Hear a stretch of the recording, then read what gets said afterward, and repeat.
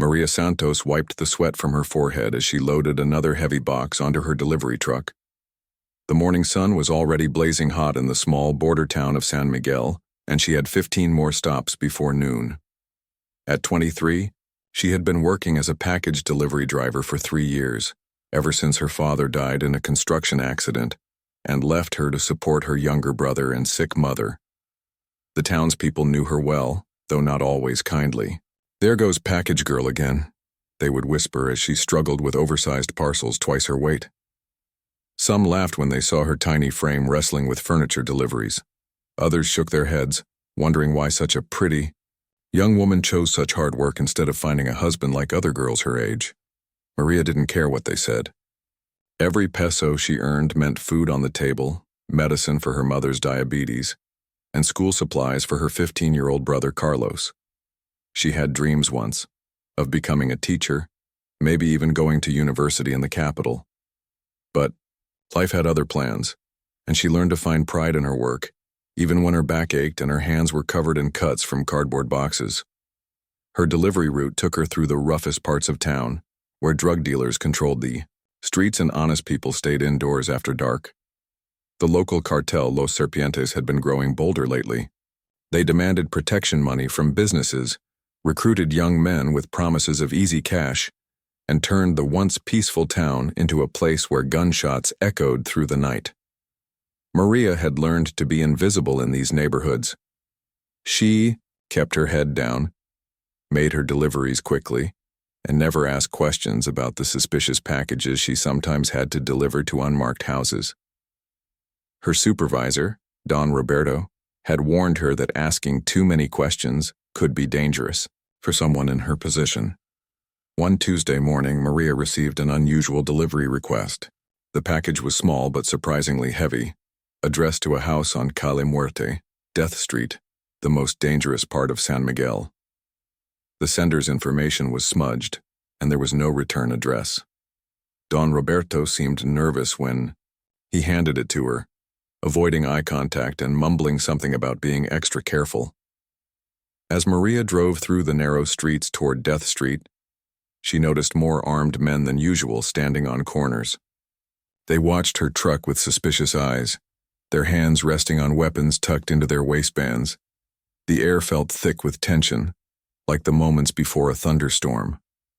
The address led her to a run-down house with barred windows and a metal gate covered in rust. A man with gold teeth and tattoos covering his neck answered her knock. He looked at the package with recognition and signed for it quickly, pressing a 20 peso tip into her hand, more than most people gave her in a week. "You didn't see anything here, package girl," he said with a smile that didn't reach his eyes. "And you better hope nobody followed you." Maria nodded and returned to her truck, but as she drove away, she couldn't shake the feeling that something was very wrong. In her rearview mirror, she saw several black SUVs turning onto Death Street. Her heart began to race as she realized she might have just delivered something that would bring violence to her town. That evening, the news confirmed her fears. A shootout had erupted on Death Street between Los Serpientes and a rival cartel from the next state. 3 people were dead, including a young mother who had been caught in crossfire while buying groceries. The police found weapons and drugs in the house where Maria had made her delivery, and the man with gold teeth was arrested. Carlos was waiting for her when she got home, his face pale with worry. "They're saying on the street that package girl delivered the guns that started the war," he whispered. "People are scared, Maria. Some of the cartel members are asking questions about you." Maria felt her world spinning. She had always tried to stay neutral, to just do her job and avoid the violence that plagued their town. But somehow she had become part of it. The package she delivered had contained ammunition for the weapons that killed innocent people, including someone's mother and daughter. Sleep didn't come that night. Maria lay in bed listening to sirens in the distance and wondering if she should quit her job, pack up her family, and leave San Miguel forever. But where would they go? She had no money saved, no connections in other cities, and her mother was too sick to travel far. The next morning brought worse news. Don Roberto met her at the delivery depot with fear in his eyes. "Maria, you need to be very careful," he said. glancing around to make sure no one was listening. Some very dangerous people are asking about you. They think you know more than you should about their business. But I don't know anything, Maria protested. I just delivered a package like always. That doesn't matter to them, Don Roberto replied. In their world, anyone who can identify them or their locations is a threat. You've been to places most people never see, delivered things most people never touch. They're worried you could talk to the wrong people. Maria realized with growing horror that her job had made her a target. Every delivery to suspicious addresses, every face she had seen, every license plate she might have remembered, it all added up to make her dangerous in the eyes of people who solved problems with bullets. As she started her delivery route that morning, Maria noticed she was being followed. A motorcycle with 2 riders stayed several cars behind her, turning when she turned, stopping when she stopped. Her hands shook as she gripped the steering wheel, and she found herself looking for escape routes at every intersection. The simple life she had built for her family was crumbling around her. The townspeople who once called her package girl with mild amusement now whispered about her with fear and suspicion. Some blamed her for bringing violence to their streets. Others worried that associating with her might make them targets too. Maria Santos, who had only wanted to work hard and take care of her family, found herself caught in a web of danger she never understood she was weaving.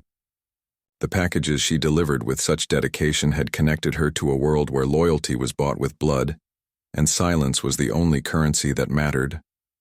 Little did she know that her troubles had only just begun, and that the skills she had developed as package girl would soon become the key to survival in a war she never wanted to join. The motorcycle followed Maria for 3 days straight. Each morning, as she loaded her truck with packages, she would spot the same 2 men waiting at the corner.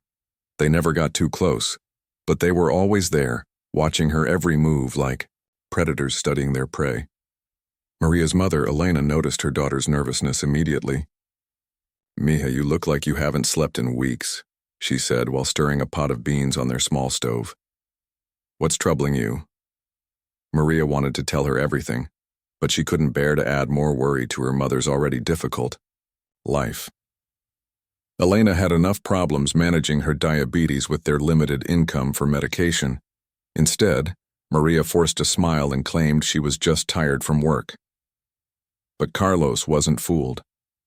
He had grown up on these streets and recognized the signs of trouble. That evening, he cornered his sister in their tiny kitchen. "The Serpientes are asking about you at school," he whispered urgently. "They want to know about your delivery routes, what houses you visit, what you might have seen." "What did you tell them?" Maria asked, her heart pounding. "Nothing, but Maria, they're not going to stop asking. Some of my friends say their older brothers have been recruited to watch you. They're building a case against you, trying to figure out if you're working with the police or the rival cartel." Maria felt trapped. She knew too much about Los Serpientes' operations from her deliveries, but she also knew nothing at all about their actual plans or leadership. In their world, both situations were equally dangerous. Knowledge made her a threat that needed to be eliminated, but ignorance made her a loose end that couldn't be controlled. The breaking point came on Friday afternoon. Maria was delivering office supplies to the town hall when she overheard a conversation between 2 police officers that made her blood run cold.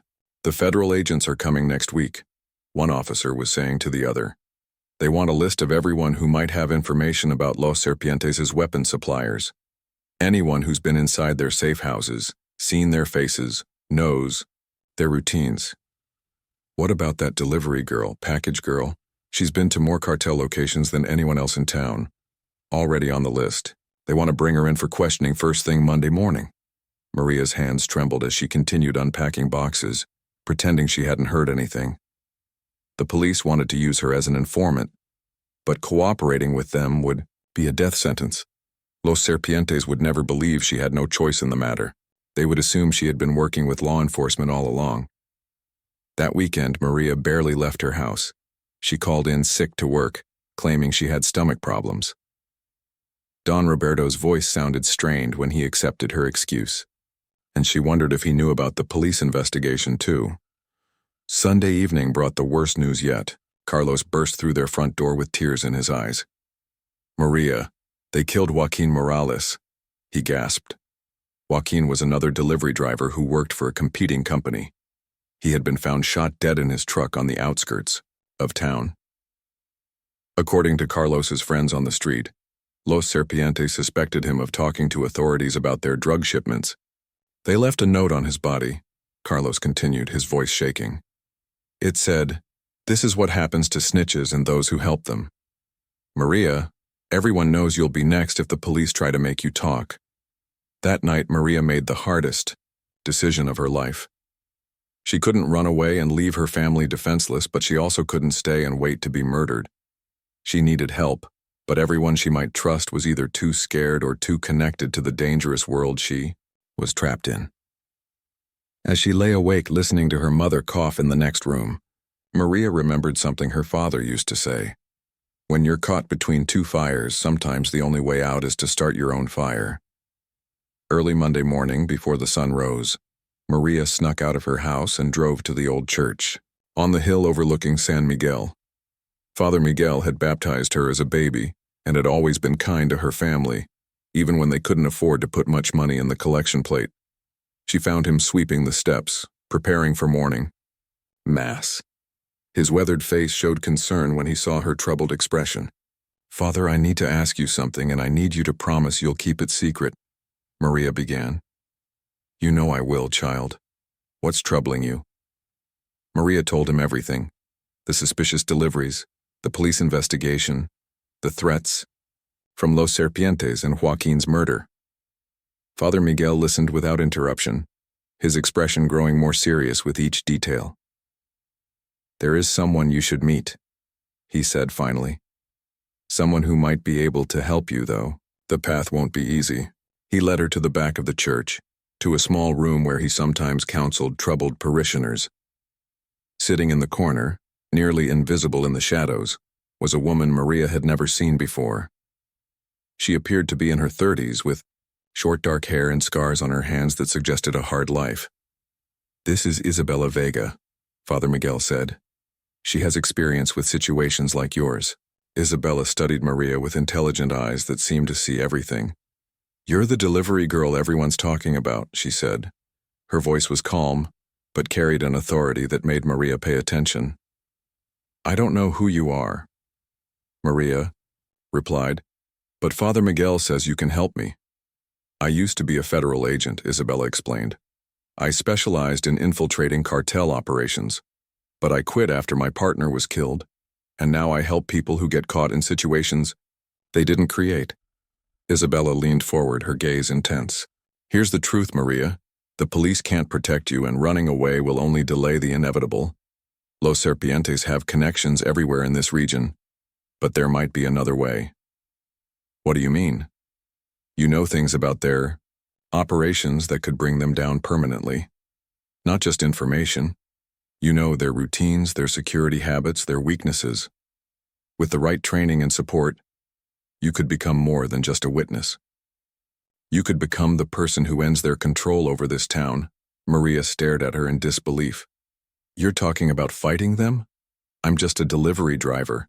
I don't know anything about weapons or violence." "You know more than you think," Isabella said. "You've been mapping their territory for 3 years. You understand how they move when they're vulnerable, what they care about protecting. Those skills, properly directed, could save not just your life but the lives of everyone in San Miguel. But I could get killed. You're going to get killed anyway if nothing changes," Isabella replied bluntly. "The question is whether you die, as a victim or as someone who fought back." Father Miguel placed a gentle hand on Maria's shoulder. "The choice is yours, child. But remember, sometimes God calls us to be brave in ways we never expected." Maria looked out the small window at her. Town below, where the sun was beginning to rise over streets controlled by fear and violence. Somewhere down there, her mother was waking up, probably wondering where her daughter had gone. Carlos was getting ready for school, trying to navigate hallways where cartel recruiters waited for vulnerable young men. "If I say yes," Maria asked, quietly, "what happens next?" Isabella smiled for the first time since Maria had met her. Then package girl disappears, and someone much more dangerous takes her place.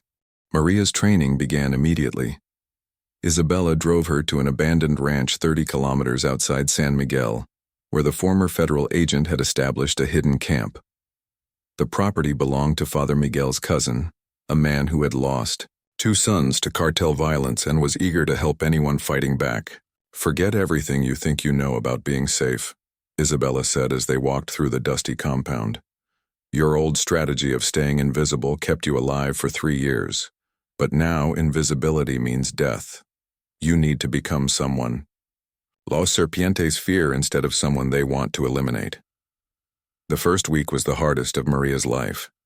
Isabella woke her before dawn for physical training that left her muscles screaming in pain. She learned to run silently across different types of terrain, to climb buildings using ropes and her own strength, and to move through shadows without being detected.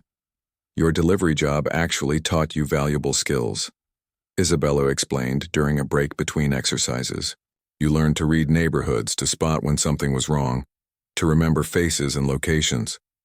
Most people walk through life half blind, but you had to stay alert to survive. We're just building on what you already know."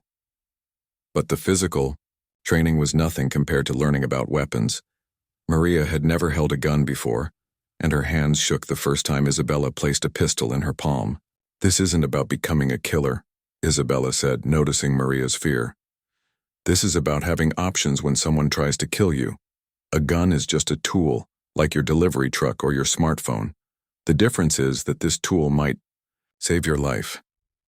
Isabella taught her to shoot using empty cans and bottles as targets. At first, Maria couldn't hit anything, but gradually her aim improved. More importantly, she learned to stay calm while holding a weapon, to think clearly under pressure instead of panicking. "The most dangerous person with a gun isn't the one who shoots the most," Isabella explained. "It's the one who shoots at the right time, at the right target, for the right reason. Precision matters more than power." Every evening, they studied maps of San Miguel together. Isabella had Maria mark every location where she had made deliveries, every route she had taken, every pattern she had noticed in Los Serpientes' operations. "You've been creating intelligence reports without knowing it," Isabella said, pointing to the detailed map they had created. "Look at this pattern. Every Tuesday you delivered to the same 3 houses. Every Friday packages went to the warehouse district. You documented their entire supply chain just by doing your job." After 2 weeks of training, Isabella introduced Maria to someone who would change everything.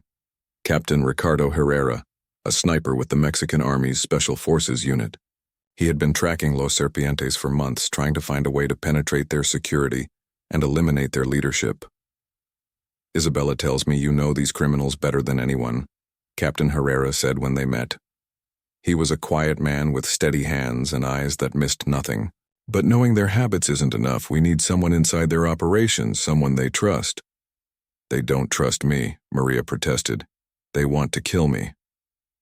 "Not if you give them a reason to keep you alive," the captain replied. "What? If Package Girl suddenly became very valuable to them? What if she started providing services they couldn't get anywhere else?"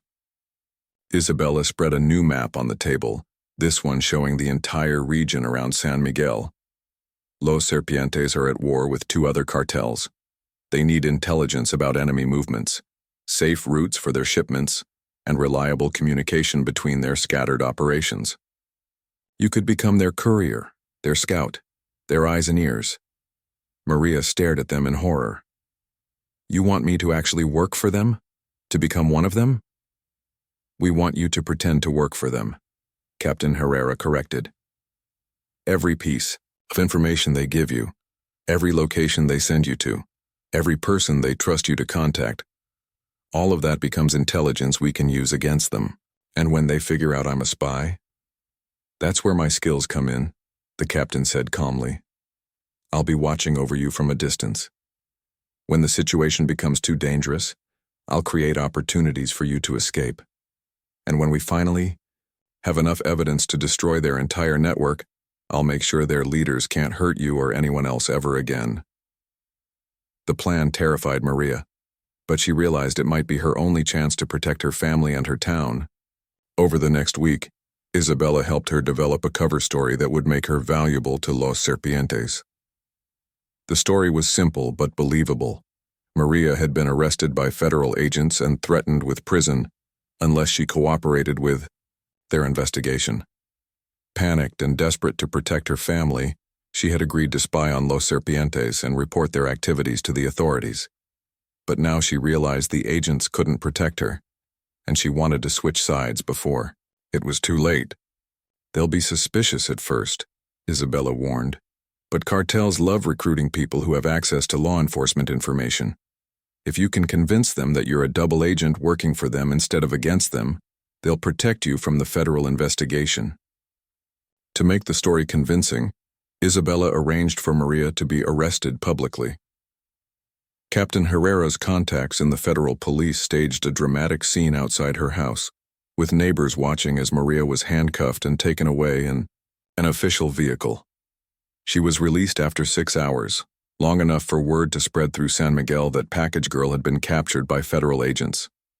When she returned home, her mother was crying, and Carlos was pacing the floor with worry. They questioned me about my delivery routes, Maria told them, sticking to the script Isabella had prepared. They think I know things about Los Serpientes that could help their investigation. But I told them I'm just a delivery driver, that I never paid attention to what was in the packages or who was receiving them. The next day, as Isabella had predicted, Los Serpientes made contact. A teenage boy approached Maria while she was walking to the market and handed her a folded piece of paper with an address and a time. Maria's heart pounded as she drove to the meeting location, an auto repair shop on the edge of town that she had delivered parts to many times before. This time, instead of packages, she was delivering herself into the hands of the most dangerous people in the region. The man waiting for her was Eduardo Vasquez, Los Serpientes' second-in-command. Maria had seen him before during her deliveries, but had never spoken to him directly. He was younger than she had expected, maybe 30 years old, but his eyes held the coldness of someone who had seen and done terrible things. "So, Package Girl," he said, studying her carefully. "We hear you had some trouble with the federales." "They arrested me," Maria replied, trying to keep her voice steady. "They wanted information about places I've delivered packages, people I've seen, schedules I've noticed. They said if I didn't cooperate, they would arrest my family too." Eduardo nodded slowly. "And what did you tell them?" "Nothing useful," Maria lied. "But they gave me an ultimatum. Either I start gathering information for them or they'll fabricate evidence and send me to prison." "Interesting." Eduardo walked around her in a slow circle like a shark circling prey. "And now you want our protection from the federal agents who are trying to use you against us." "I want to survive," Maria said honestly. "My family needs me. If working with you keeps the federales away from us, then that's what I'll do." Eduardo smiled, but it wasn't a friendly expression. "Working with us isn't like delivering packages, little girl. Once you're part of our organization, there's no quitting, no changing your mind, no going back to your simple life." "I understand," Maria replied, though she didn't fully comprehend what she was agreeing to. "We'll see about that," Eduardo said. "Report here tomorrow morning at 6. We have a job for you, and it will test whether you're really ready to leave Package Girl behind forever." As Maria drove home that evening, she realized there was no turning back now. She had stepped across a line that separated her old life from something completely unknown. Tomorrow she would begin working for the people who had terrorized her town for years. But hidden in the hills around San Miguel, Captain Ricardo Herrera was adjusting the scope on his rifle and planning the shots that would eventually free them all. Maria's first assignment for Los Serpientes was a test designed to see if she would truly betray the federal agents or if she was still loyal to law enforcement. Eduardo handed her a sealed envelope and a photograph of a man she didn't recognize. "This information needs to reach Agent Martinez at the federal building," Eduardo explained. "But you're not delivering it to help them. You're delivering it to help us. The envelope contains false intelligence about our rival cartel's operations. When the federales act on this information, they'll raid empty warehouses while our enemies' real shipment arrives safely at a different location." Maria understood immediately. She was being used to feed false information to the authorities, making them waste resources while Los Serpientes gained an advantage over their competitors. If she followed through with the delivery, she would be truly crossing over to the cartel's side. What if Agent Martinez asks me questions about how I got this information? Maria asked. Tell him you overheard a conversation during one of your deliveries, Eduardo replied. Federal agents love informants who bring them intelligence voluntarily. He'll trust you more if he thinks you're being helpful. The federal building was only 6 blocks from the auto repair shop, but those 6 blocks felt like the longest drive of Maria's life. Every instinct told her to turn around, to confess everything, to Agent Martinez and ask for federal protection. But she remembered Isabella's warnings about how cartels had connections everywhere, how witness protection programs often failed, how her family would never be safe if Los Serpientes remained in power. Agent Martinez was exactly what Maria had expected. A serious man in his 40s wearing a rumpled suit and tired expression. When she knocked on his office door and introduced herself as a local delivery driver with information, his eyes sharpened with interest. You're Maria Santos, he said, checking a file on his desk. We've been wanting to speak with you. I heard, Maria replied, trying to sound nervous. That's why I'm here. I want to cooperate, but I'm scared. If Los Serpientes find out I'm talking to you, they'll kill me and my family. We can protect you, Agent Martinez assured her, but we need valuable information in return. Maria handed him the envelope and photograph. I overheard some men talking about a drug shipment. They mentioned dates, locations, amounts. I wrote down everything I could remember. Agent Martinez opened the envelope eagerly and studied the contents. This is very detailed intelligence. How did you manage to hear so much without being noticed? I was delivering packages to the house next door, Maria lied smoothly. The walls are thin, and they were talking loudly. They didn't know anyone was listening. Excellent work, Agent Martinez said, making notes in her file. We'll need you to keep your ears open during your deliveries. Any information about Los Serpientes, operations, their personnel, their schedules, everything helps us build cases against them. Maria nodded and agreed to be a regular informant. As she left the federal building, she felt sick knowing she had just helped the cartel trick law enforcement. But she also felt relieved that her cover story was working. Agent Martinez believed she was on his side, which meant Los Serpientes would believe she was really on their side too. Eduardo was waiting for her at the auto repair shop with several other cartel members she didn't recognize. How did it go? He asked. Agent Martinez was very interested in the information, Maria reported. He wants me to bring him more intelligence about your operations. Perfect. Eduardo smiled genuinely for the first time since she had met him. From now on, you'll be our pipeline to the federal investigation. Every piece of false information we want them to have will go through you. Every real piece of intelligence they discover, you'll report back to us. Over the following weeks, Maria found herself living a complex double life that was actually a triple life. To her family and the townspeople, she was still package girl, working her regular delivery job and trying to stay out of trouble. To Agent Martinez, she was a brave informant risking her life to help federal agents fight organized crime. To Los Serpientes, she was a double agent who had switched sides to help them stay ahead of law enforcement. But in reality, she was working for Captain Herrera and Isabella, gathering intelligence that would eventually destroy the cartel completely. Every meeting with Eduardo, every false report she delivered to Agent Martinez, every detail about cartel operations she observed, all of it was being recorded and analyzed by the sniper who watched over her from hidden positions throughout the town. Isabella had given her a special pen that contained a tiny recording device and a GPS tracker. During meetings with cartel members, Maria would take notes with the pen, creating audio recordings while marking locations on the hidden GPS system. Captain Herrera could monitor her position at all times and listen to everything that was said around her. The work was exhausting and terrifying. Maria had to remember multiple versions of every conversation, keeping track of what she had told each side, and making sure her stories remained consistent. One mistake, one contradiction, one suspicious detail could expose her and result in immediate death. But as weeks passed, Maria discovered she was becoming genuinely skilled at this dangerous game. Her years as a delivery driver had taught her to read people quickly. to notice when someone was lying or hiding something, to blend into backgrounds and avoid unwanted attention. These skills proved invaluable when dealing with both criminals and law enforcement officers. More importantly, she was learning information that could save lives. During her regular meetings with Eduardo, Maria overheard discussions about planned attacks on rival cartels, kidnapping schemes targeting wealthy families, and corruption involving local politicians and police officers. All of this intelligence reached Captain Herrera within hours, allowing him to prevent crimes and protect innocent people. The breakthrough came during her 6th week of working for Los Serpientes. Eduardo brought her to a meeting at a warehouse on the outskirts of town, where the cartel's top leadership was planning a major operation. Maria had never been this close to the organization's inner circle before, and she struggled to remain calm as she found herself in a room with some of the most wanted criminals in Mexico. The meeting was led by Alejandro Moreno, the notorious leader of Los Serpientes who had been hiding from federal authorities for over 2 years.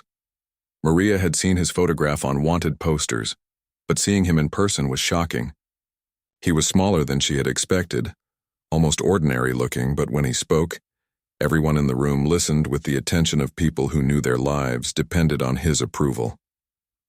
"The federal agents are getting too close," Moreno announced. "They've arrested 3 of our suppliers and seized 2 major shipments this month. Someone is feeding them information about our operations." Maria's blood turned to ice. If they suspected there was an informant in their organization, it wouldn't take long for suspicion to fall on her. "We need to find the leak and eliminate it," Moreno continued. "But first, we're going to send a message to the federales that will make them back off permanently." Eduardo stepped forward and unrolled a large map of San Miguel on the table. "We've identified the federal agents who are leading the investigation against us," he said, pointing to several marked locations. "Their families live at these addresses. Tomorrow night, we'll hit all of them simultaneously." "How many targets?" someone asked. 12 families, Eduardo replied, including Agent Martinez and his wife and children. Maria felt the room spinning around her. Los Serpientes were planning to murder the families of federal agents, including children. Agent Martinez had shown her photographs of his 2 young daughters during one of their meetings. The thought of those innocent children being killed because of the cartel war made her physically sick. But she forced herself to remain calm and take notes like a loyal cartel member would. She wrote down every detail of the plan, the addresses, the timing, the weapons they would use, the escape routes they had planned. Her special pen recorded everything while the GPS tracker marked the exact location of the meeting. After the meeting ended and she was driving home, Maria pulled over at a gas station and sent an emergency text message to Isabella using a coded system they had developed. "Grandmother very sick. Need family meeting tonight." 3 hours later, she was back at Father Miguel's church, sharing the intelligence with Isabella and Captain Herrera. The captain's face was grim as he listened to the recording of the meeting. 12 families, he said quietly. "We can't protect them all without exposing your position within the cartel. Then we have to stop the attacks before they happen," Isabella replied. "Maria, did they say where they're storing the weapons for tomorrow night's operation?" "Eduardo mentioned something about the old textile factory," Maria replied, "but I wasn't paying close attention to that part." "It doesn't matter, Captain," Herrera said, checking his rifle and adjusting his equipment. "Tomorrow night, Alejandro Moreno and his top lieutenants will all be in the same location at the same time, coordinating multiple attacks. That gives me the opportunity I've been waiting for." "What do you mean?" Maria asked. The captain looked at her with steady eyes that held no doubt about what needed to be done. "Tomorrow night, while Los Serpientes are preparing to murder innocent families, I'm going to end this war with a single bullet." Maria realized that everything she had suffered through, the fear, the lies, the constant danger, had been leading to this moment. Tomorrow night, the famous sniper would take the shot that would either free San Miguel from cartel control or get all of them killed trying. The day of the planned attacks dawned gray and humid, with storm clouds gathering over San Miguel. Maria went through her normal delivery routine, but every package felt heavier. Every street corner seemed more dangerous, and every face in the crowd made her wonder if they knew what was going to happen that night. Captain Herrera had spent The previous night studying the textile factory where Los Serpientes would gather to coordinate their attacks on federal agents' families. Using satellite images and Maria's detailed knowledge of the building layout from her previous deliveries there, he had identified the perfect sniper position on a water tower 800 meters away. "The shot has to be perfect," he explained to Isabella and Maria during their final planning meeting. "If I miss Moreno or only wound him, they'll scatter like cockroaches and we'll never get another chance. Worse, they'll know they have a traitor in their organization, and Maria will be tortured until she gives up everyone who helped her." Isabella checked her own equipment. Pistols, ammunition, smoke grenades, and escape routes mapped throughout the town. "I'll be positioned near the factory as backup. If something goes wrong with the sniper shot, I'll create a distraction so Maria can escape." "What about the attacks on the federal agents' families?" Maria asked. "Even if you kill Moreno, his men might still carry out the plan. That's where your final performance as a double agent becomes crucial," Captain Herrera replied. "You need to be inside the factory when the shot is taken. When Moreno goes down, you have to convince the other cartel members that the attack came from rival cartels, not from law enforcement. Make them think this is part of the ongoing war between criminal organizations." The plan was risky but simple. Maria would attend the final briefing at the textile factory, positioning herself where she could observe all the cartel leaders. When Captain Herrera took his shot, she would immediately claim that snipers from the rival Jalisco cartel had found their location and were launching an attack. In the confusion that followed, she would help coordinate the cartel's retreat while secretly ensuring that the most dangerous members were exposed to Captain Herrera's follow-up shots. As evening approached, Maria felt her nerves threatening to overwhelm her carefully maintained composure. She had been living on adrenaline and fear for weeks, but tonight was different. Tonight, everything would either end in victory or catastrophic failure. Eduardo picked her up at 7 o'clock, driving through streets that seemed unusually quiet. Most residents of San Miguel had learned to stay indoors when cartel business was being conducted, sensing danger in the air like animals before an earthquake. "You've proven yourself valuable to our organization," Eduardo said as they drove toward the factory. "After tonight's operations succeed, Moreno wants to give you more responsibilities. Better pay, better protection for your family, maybe even a house in a safer neighborhood." Maria nodded and tried to look pleased, but inside she felt sick. Eduardo was talking about rewarding her for helping them murder innocent people. The fact that he genuinely believed she wanted these things made her realize how successfully she had played her role as a corrupted informant. The textile factory had been abandoned for 5 years, but Los Serpientes had turned it into an occasional meeting place because of its large open spaces and multiple escape routes. When Maria and Eduardo arrived, dozens of cartel members were already there, checking weapons and reviewing maps of their targets' homes. Maria counted at least 30 armed men, far more than Captain Herrera had expected.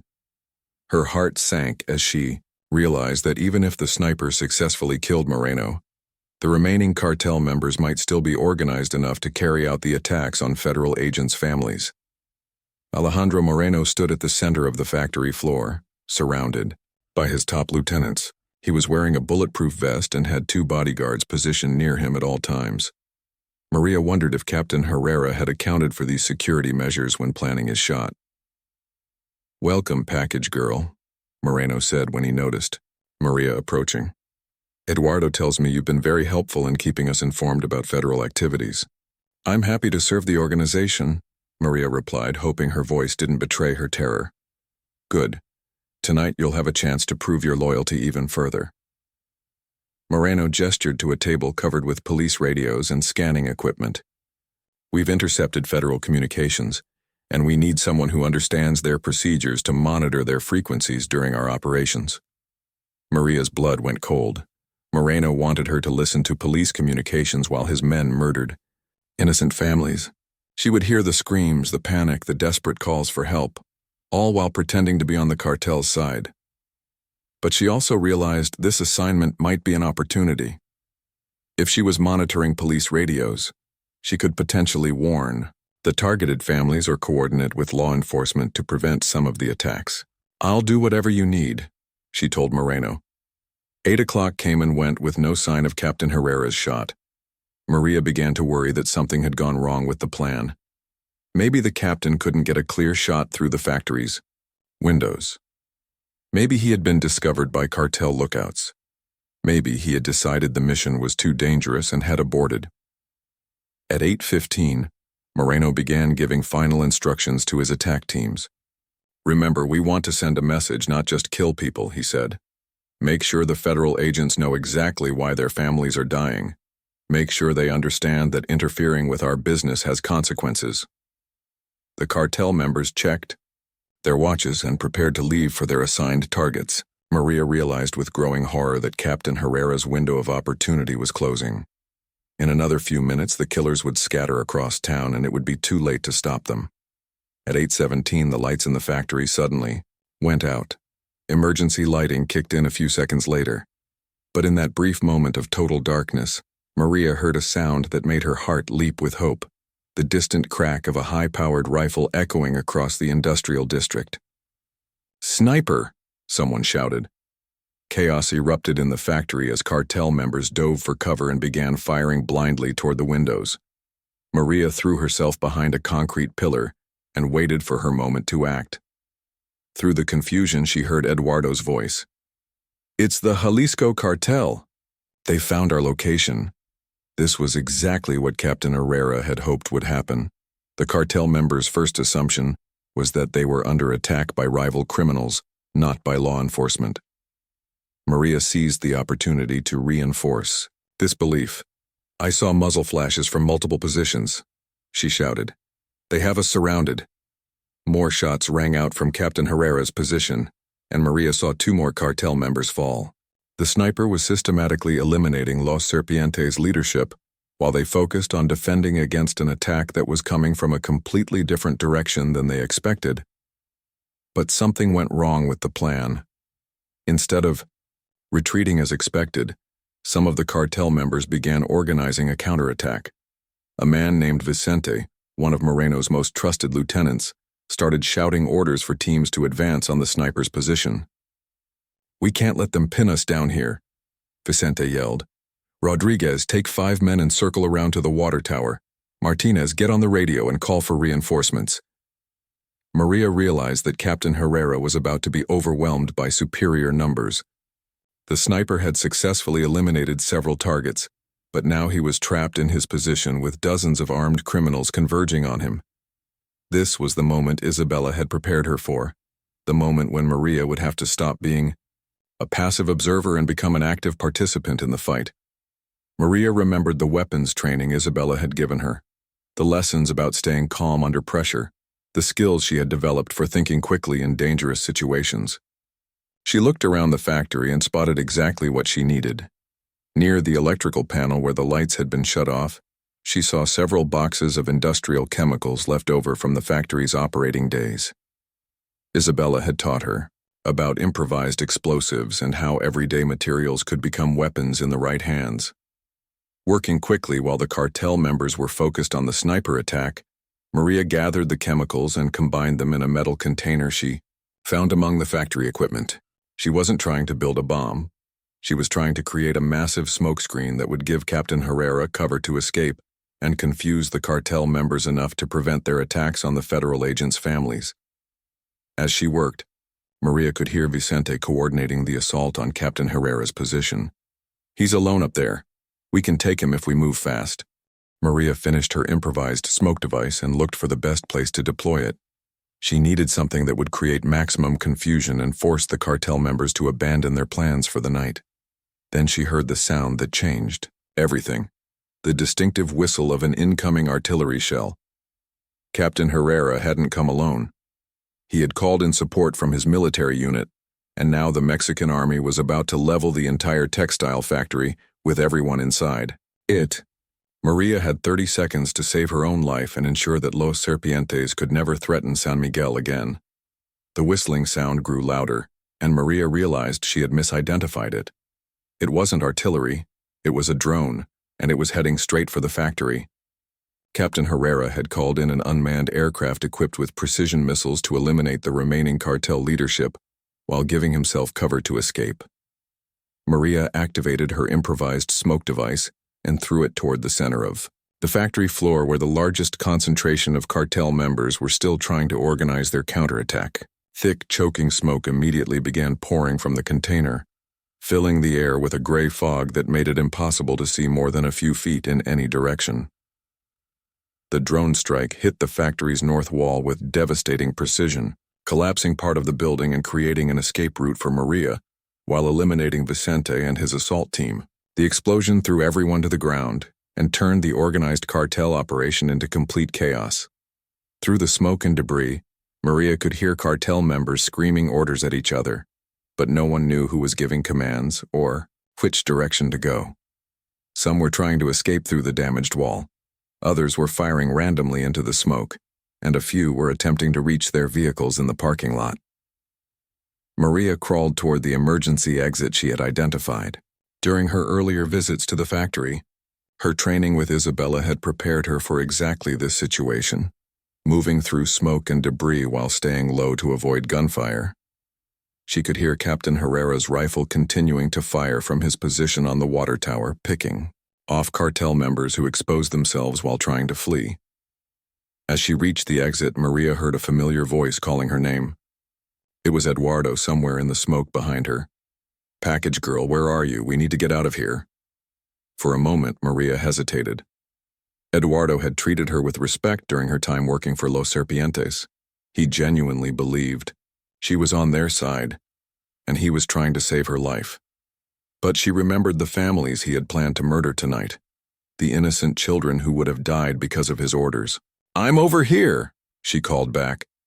But instead of waiting for him, she pushed through the exit door and ran toward the rendezvous point where Isabella was waiting. Isabella was exactly where she had promised to be, hidden behind an abandoned truck 50 meters from the factory. When Maria reached her, both women could see that Captain Herrera's mission had been more successful than they had dared to hope. "Moreno is confirmed dead," Isabella reported, speaking into a radio headset. "Vicente and at least 6 other lieutenants are also eliminated. The remaining cartel members are scattered and disorganized." "What about the attacks on the federal agents' families?" Maria asked, breathing heavily from her escape through the smoke. "Cancelled," Isabella replied with satisfaction. Without leadership and coordination, the individual attack teams called off their missions and went into hiding. "The families are safe." Captain Herrera's voice came through Isabella's radio. "Package girl, this is Sniper 1. Are you secure?" Maria took the radio with trembling hands. "I'm safe, Captain, thank you." "No, thank you," the captain replied. "Without your intelligence and courage, we never could have prevented tonight's massacre. You saved a lot of innocent lives." Over the following weeks, the destruction of Los Serpientes' leadership created a power vacuum that changed everything in San Miguel. Without Moreno's organization and Eduardo's coordination, the cartel's operations collapsed. Some members fled to other states, others were arrested by federal agents who no longer had to worry about their families being targeted, and a few tried to form new criminal groups that were quickly dismantled by authorities who now had detailed intelligence about their methods. Maria returned to her regular job as a delivery driver, but the townspeople no longer called her package girl with condescension. Word had spread quietly through San Miguel about her role in ending the cartel's control, and while the details remained secret, everyone knew she had done something brave and important. Agent Martinez never learned that Maria had been feeding him false information as part of a larger operation. He continued to believe she was a loyal informant who had helped solve the Los Serpientes case through her courage and dedication. Maria decided not to correct his understanding. Some truths were better left buried. Father Miguel held a special Mass to celebrate the restoration of peace to San Miguel, though he never mentioned specific names or details about how that peace had been achieved. During the service, he spoke about ordinary people who found extraordinary courage when their communities needed them most. Carlos returned to school without fear of cartel recruiters pressuring him to join their organization. Maria's mother, Elena, was able to get better medical care now that the town's clinic was no longer afraid to treat patients who might have enemies in the criminal underworld. Captain Herrera received a commendation for his successful mission, but the details remained classified. Isabella quietly returned to her work helping other people trapped in situations similar to Maria's. using the experience they had gained together to develop better methods for fighting organized crime. 3 months after the factory operation, Maria received an unexpected visitor. A young woman knocked on her door one evening, introducing herself as Carmen Ruiz, a journalism student from the state university. "I'm writing a research paper about how ordinary citizens can make a difference in fighting corruption and violence," Carmen explained. "Several people in town suggested I should talk to you, though they were very vague about why." Maria invited Carmen in for coffee and listened to her questions about community leadership and civic courage. The young woman was earnest and intelligent, reminding Maria of herself at that age, full of dreams and determination to make the world better. "I used to think that fighting injustice was something only police officers and soldiers could do," Carmen said. "But my research suggests that regular people, teachers, shop owners, delivery drivers, sometimes have more power to create change than they realize." "What kind of change are you talking about?" Maria asked. "Any kind that makes life better." "For everyone," Carmen replied. "Standing up to bullies, protecting the vulnerable, refusing to accept that violence and fear are just normal parts of life." Maria smiled and refilled Carmen's coffee cup. "You know, I used to think I was just a delivery driver. I thought my job was to move packages from one place to another and try not to get involved in other people's problems. And now? Now I think everyone's job includes protecting their community, even if they don't realize it at first. Even if they're scared. Even if they feel too small and powerless to make a difference." Carmen leaned forward with interest. "Can you give me an example of what you mean?" Maria looked out her window at the streets of San Miguel, where children were playing safely in front of their homes and elderly people were walking without fear. She thought about Captain Herrera, who had risked his life to take an impossible shot. She thought about Isabella, who had turned her pain into purpose by helping others fight back against injustice. She thought about Father Miguel, who had provided sanctuary and guidance when it was desperately needed. "Sometimes," Maria said carefully, "a person finds herself in a position where she knows things that could help people or hurt people, and she has to decide whether she's going to be someone who delivers packages that make things worse, or someone who delivers packages that make things better." Carmen looked puzzled by the metaphor, but she wrote it down in her notebook anyway. After the journalism student left, Maria sat on her small porch and watched the sun set over her town. Tomorrow she would return to her delivery route, carrying packages to businesses and families throughout San Miguel. But she would never again be just package girl, someone who moved things from one place to another without thinking about the consequences. She had learned that in a world where dangerous people tried to use fear and violence to control others, ordinary citizens had more power than they imagined. Sometimes that power came from a sniper's bullet fired at exactly the right moment. Sometimes it came from the courage to walk into danger when walking away would be easier. And sometimes it came from understanding that every package delivered, every choice made, every moment of courage or cowardice contributed to the kind of world everyone had to live in. Maria Santos had delivered her most important package, freedom from fear, and now she would spend the rest of her life helping others understand that they could deliver it too.